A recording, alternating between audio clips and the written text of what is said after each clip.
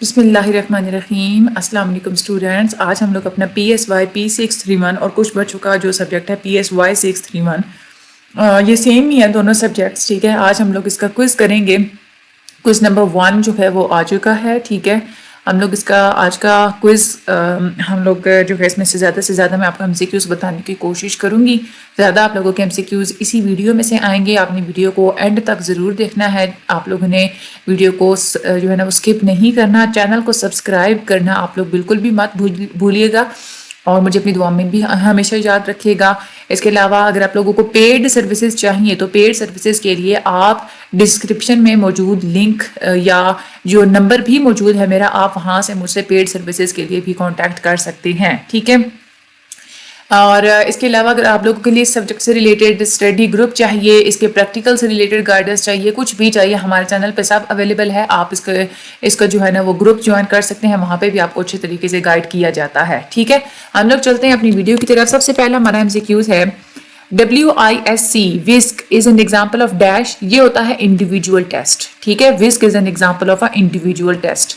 आगे चलते हैं। Salman, a 15 years old boy, can perform only those tasks that a 6 years old boy can do. देखें, एक 15 साल का अगर बच्चा 6 साल के बच्चे वाले काम करेगा तो जाहिर सी बात है, इसका मतलब क्या है कि उसका दिमाग है 6 साल के बच्चे वाला। ठीक है, तो उसकी मेंटल एज क्या होगी? 6 years होगी। ठीक है, आगे चलते हैं। Dash refers to the group of people whose performance data are used as a reference for evaluating individual test score। यानी कि वो कौन सा, यानी कि जब लोगों का एक आप ग्रुप बना लेते हैं ना, आप फिर उनसे आप लोग टेस्ट लेते हैं, फिर उनका जो डेटा होता है आप उस डेटा को यूज करते हैं इंडिविजुअल लेवल के टेस्ट की स्कोरिंग को इवेल्युएट करने के लिए। तो ये जो एक प्रोसेस होता है वो क्या होता है? ये होता है नॉर्मेटिव सैंपल। वो जो ग्रुप होता है ना लोगों का, उसको हम लोग क्या कहते हैं? नॉर्मेटिव सैंपल कहते हैं। ठीक है, आगे चलते हैं। Questionnaire methods and rating scales were introduced by dash. Questionnaire methods और रेटिंग स्केल्स का जो कंसेप्ट है ना वो सबसे पहले गार्टन ने दिया था। ठीक है, आगे चलते हैं। विच of the following is the function of norm. Norm का जो मेनली यही फंक्शन होता है कि कंपैरेटिव फंक्शन हमें वो प्रोवाइड करते हैं कि नॉर्म्स जो होते हैं हम लोग बनाते हैं और हम लोग कोई टेस्ट लेते हैं, हम उसके नॉर्म्स के साथ हम लोग चीज़ों को कंपेयर करते हैं। ठीक है, तो कंपैरेटिव फंक्शन जो है ना वो नॉर्म का फंक्शन होता है। आगे चलते हैं। Alfred Binet and dash developed formal measures of intelligence for the very first time. सबसे पहले जो एक फॉर्मल तरीका इंटेलिजेंस को मेजर करने का डेवलप किया था अल्फ्रेड बिनेट और थियोडोर साइमन ने। ठीक है, तो Alfred Binet and Theodore Simon इन दोनों ने किया था। तो ये आपने नेम दोनों याद कर लेने हैं। आगे चलते हैं। First major goal of psychology. सबसे पहला जो गोल होता है ना साइकोलॉजी का वो होता है ऑब्जर्वेशन। जाहिर सी बात है, चीज़ों को ऑब्जर्व कर सकते हैं तभी आप लोगों को पता चलता है ना कि अगले बंदे का बिहेवियर कैसा है। उसी बिहेवियर की को फिर आप लोग अंडरस्टैंड करते हैं, अंडरस्टैंडिंग के बिना आप लोग प्रेडिक्शन करते हैं। तो सबसे पहला जो गोल होता है ना वो ऑब्जर्वेशन का ही होता है। उसके बाद in which of the following a client is asked to write a story about the pictures given in different cards.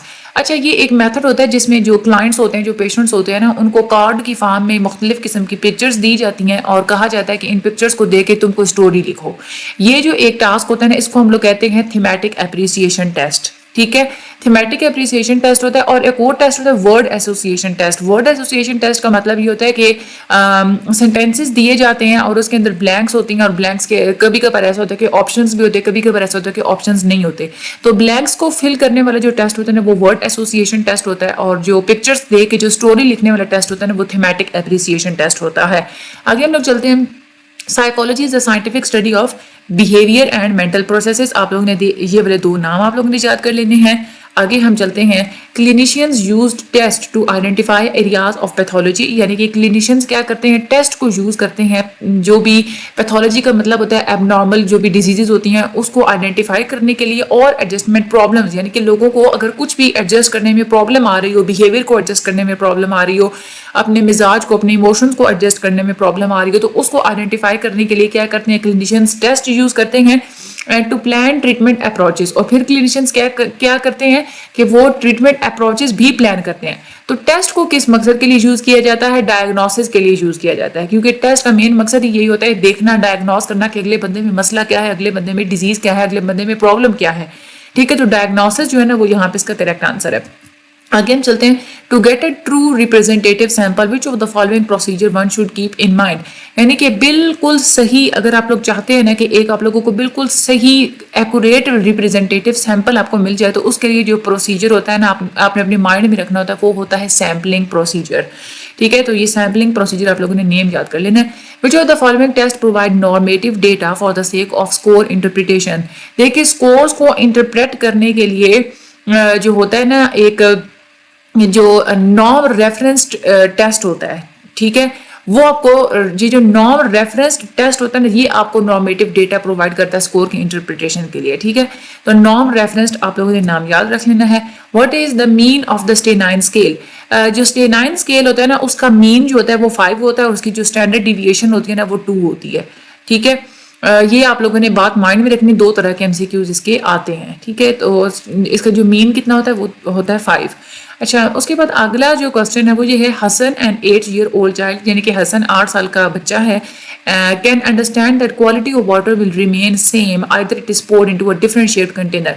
उसको इतना पता है, उसको इतनी समझ है कि पानी के अंदर ये क्वालिटी है कि अगर डिफरेंट कंटेनर में भी डाल दिया जाए तब भी उसकी क्वालिटी बिल्कुल सेम ही रहेगी, उसकी क्वांटिटी बिल्कुल सेम ही रहेगी। तो ये जो आइडिया होता है ना, हम लोग इसको कहते हैं कंजर्वेशन। जब बच्चे के अंदर ये सेंस डेवलप हो जाती है ना कि एक चीज को जब दूसरी चीज के अंदर प्योर कर दिया जाए तो भी जो क्वांटिटी होती है वो सेम रहती है। ठीक है, तो कंजर्वेशन जो है ना, इसका बिल्कुल करेक्ट आंसर है। आगे चलते हैं। You have designed a program for an NGO, कि आपने एक एनजीओ के लिए एक प्रोग्राम डिजाइन किया। Which of the following test is most suitable to जज the performance of the participants.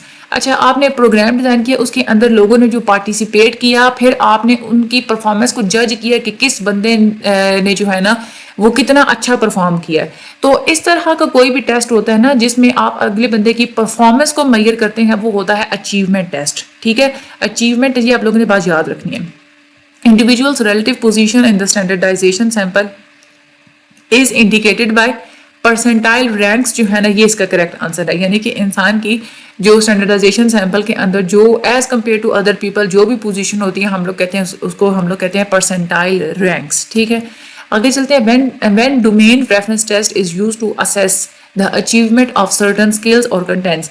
Domain reference test को जब आप लोग यूज कर रहे होते हैं किसी भी स्पेसिफिक स्किल में अचीवमेंट को असेस करने के लिए, तो उसको हम लोग क्या कहते हैं, मास्टरी टेस्ट कहते हैं। ठीक है, क्योंकि इसमें कोई स्पेसिफिक स्किल या किसी स्पेसिफिक कंटेंट के बारे में आप लोग अचीवमेंट देखते हैं कि कोई बंदा स्पेसिफिक चीज में कितना मास्टर है। ठीक है, तो that is known as a mastery test. ठीक है, आगे चलते हैं। A basic landmark for understanding and treating mental retardation was given by home.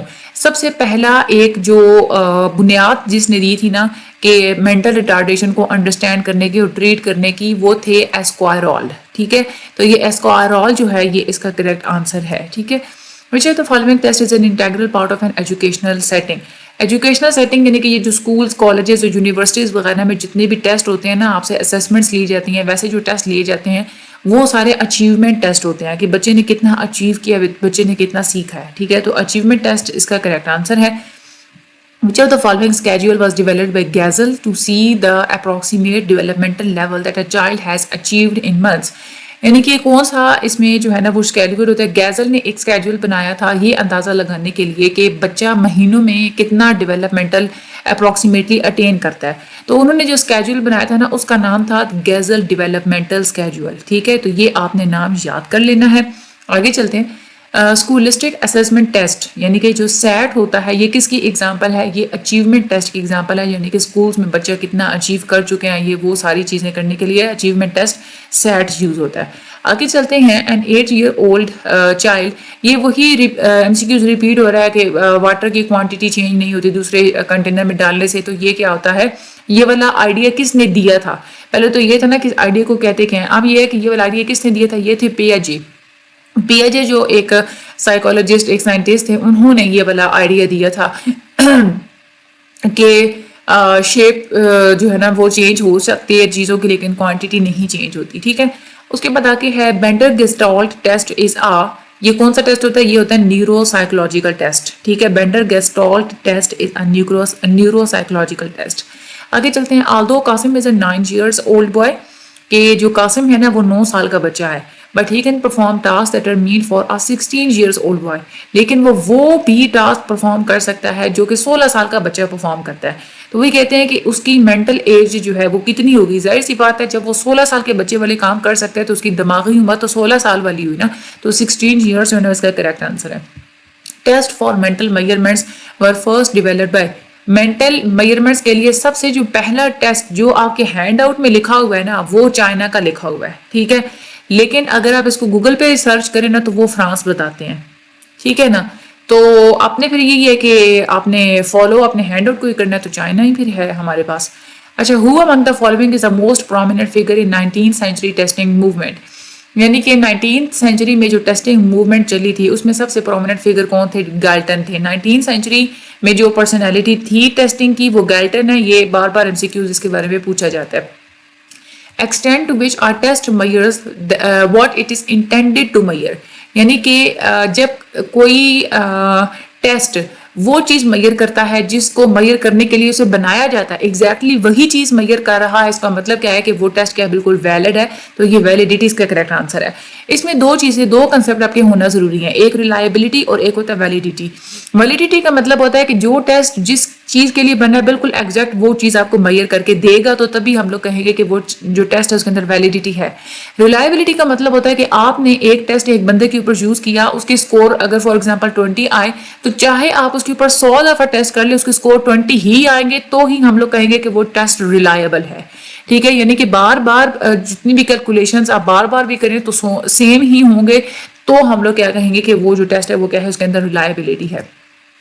Who among the following said that mental retardation can be seen along a continuum ranging from normality to low grade idiocy। ये जो concept है ना, उन्होंने जब जो कहा था कि हमारे आपकी जो मेंटल रिटार्डेशन है ना वो नॉर्मेलिटी से, रिटार्डेशन का मतलब ये होता है कि नॉर्मल चीज से लो ग्रेड पे आ जाना। तो ये वाला जो कंसेप्ट है ना वो एस्क्वायरल ने दिया था, ठीक है। तो ये इसका करेक्ट आंसर है। Normal distribution is usually bilateral होता है, बिल्कुल नॉर्मल डिस्ट्रीब्यूशन क्योंकि बेल शेप होता है और इस तरीके से वो बेल शेप होता है कि बिल्कुल दरमियान से कट ऑफ होता है, तो दोनों साइड उसकी बिल्कुल इक्वल होती है, दैट इज अ बायलेटरल। उसके बाद civil service testing program was first time developed by home.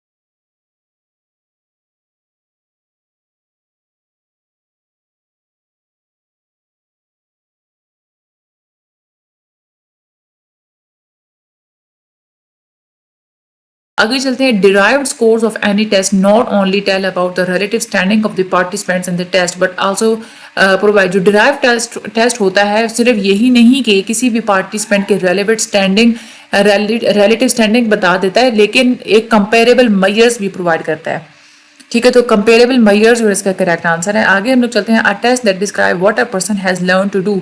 यानी कि वो टेस्ट जो ये डिस्क्राइब करता है कि बंदे ने क्या सीखा है, वो कौन सा होता है? That is a achievement test, ठीक है। उसके बाद which of the following option can act as a possible source of variability in scores on a particular test. यानी कि कौन सा वो ऑप्शन है जो कि एक वेरिएबिलिटी की सोर्स बन जाता है किसी भी पर्टिकुलर टेस्ट की स्कोरिंग में। यानी कि आपने एक दफ़ा टेस्ट लिया तो जो आंसर्स थे, दूसरी दफ़ा टेस्ट लिए तो वेरिएबिलिटी थी आंसर्स में, यानी कि डिफरेंट आंसर थे। तीसरी दफ़ा टेस्ट लिए फिर भी डिफरेंट आंसर्स थे। उसमें कौन कौन से फैक्टर्स हो सकते हैं? उसमें एक तो इमोशनल स्ट्रेन हो सकता है, फैटीग भी हो सकता है और मोमेंटरी डिस्ट्रैक्शन भी हो सकती है। ये तीनों फैक्टर्स हो सकते हैं। तो all of the given options जो है ना वो इसका करेक्ट आंसर है। Dash was a meteorologist who is also considered to be the founder of differential psychology. Galton जो है ना, गाल्टन एक मेटीरियोलॉजिस्ट भी थे और इनको जो है ना डिफरेंशियल साइकोलॉजी का फाउंडर भी कहा जाता है। आगे है, if the test taker performance on a test as function of age is of critical interest. यानी कि जो टेस्ट टेकर की जो परफॉर्मेंस है किसी भी टेस्ट के बारे में, वो आप सिर्फ उसकी एज का अंदाजा लगाने के लिए कर रहे हैं, तो हम लोग क्या कहेंगे कि ये टेस्ट जो होगा उसको हम लोग क्या कहेंगे, एज स्केल कहेंगे, जब आपका इंटरेस्ट एज के बारे में होगा। ठीक है। आगे है, which of the following test provide normative data for the sake of score interpretation. कौन सा टेस्ट है जो नॉर्मेटिव डेटा प्रोवाइड करता है इंटरप्रिटेशन के लिए, that is a norm referenced test. ठीक है। आगे है, Minnesota multiphasic personality inventory was established by. ये जो इन्वेंटरी है ना, ये असल में इस्टेब्लिश हुई थी 1943 में। ठीक है, लेकिन इन्होंने ऑप्शन में 1943 दिया हुआ ही नहीं है, तो इसीलिए फिर 1942 को क्लिक करें या 1942 को 44 को क्लिक करें। तो मैंने तो ये यहाँ पे आपके लिए जो है ना 1944 किया हुआ है। ठीक है, बाकी जो है ना मजीद आपका जो दिल करे आप लोग वो कर लें। अब हम क्या कह सकते हैं भाई विजुअल वालों को, आगे चैनल को सब्सक्राइब ज़रूर कीजिएगा। अगर आप लोगों को पेड सर्विसेज चाहिए, अगर आप कोई हमसे सॉल्व करवाना चाहते हैं तो डिस्क्रिप्शन में लिंक मौजूद है, नंबर मौजूद है, आप हमसे कांटेक्ट कर सकते हैं। चैनल को सब्सक्राइब करना मत भूलिएगा। अल्लाह ताला आप सब लोगों की मदद फरमाएं। अल्लाह ताला सब लोगों को हिदायत और कामयाबियों से नवाजें, ईमान से नवाजें, दोनों जहानों की खुशियाँ और कामयाबियाँ अता फरमाएं। मुझे अपनी दुआ में हमेशा याद रखिएगा। Thank you so much and अल्लाह हाफिज़।